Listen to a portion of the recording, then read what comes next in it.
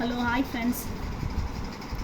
மணி சேவிங்ஸுங்கிறது இந்த காலத்துக்கு ரொம்ப முக்கியமான ஒன்று.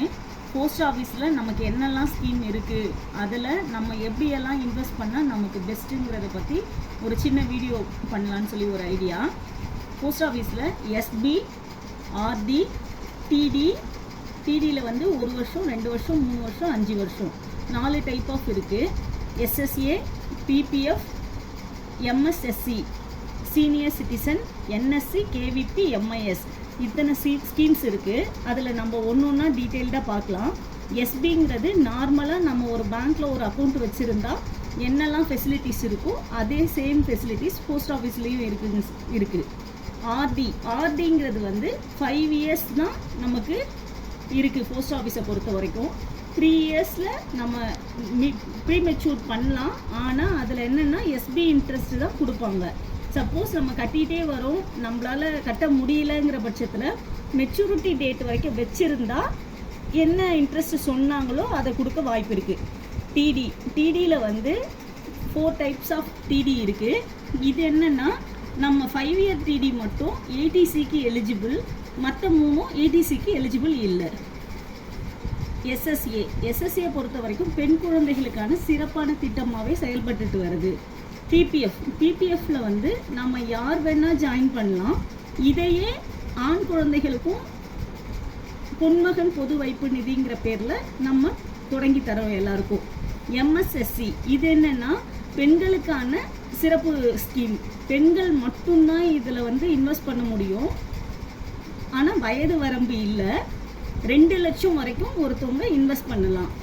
சீனியர் சிட்டிசன் அபவ் 60 ஏஜ் இருக்க யார் வேணாலும் இந்த ஸ்கீமுக்கு எலிஜிபிள். ப்ளஸ் 58 ஏஜில் ரிட்டைர்மெண்ட் இருக்குது, வாலியன்ட்ரி ரிட்டைர்மெண்ட் அந்த மாதிரி வாங்கினவங்களும் இதில் இன்வெஸ்ட் பண்ணலாம். இது எல்லாத்தையும் பற்றியும் நான் திரும்ப டீட்டெயில்டு வீடியோவாக கொடுக்குறேன். இது வந்து ஜஸ்ட் ஒரு ஐடியாக்காக உங்களுக்கு நான் கொடுக்கறது உங்களுக்கு கரெக்டாக இருக்கா பாருங்கள். என்எஸ்சிங்கிறது வந்து ஏடிசிக்கு எலிஜிபிளான ஸ்கீமு, 5 இயர்ஸ் ஸ்கீம். கேவிபி பொறுத்த வரைக்கும் உங்களுக்கு எல்லாருக்குமே தெரிஞ்சிருக்க வாய்ப்பு இருக்குது. கிசான் விகாஸ் பத்திரம் சொல்லுவாங்க.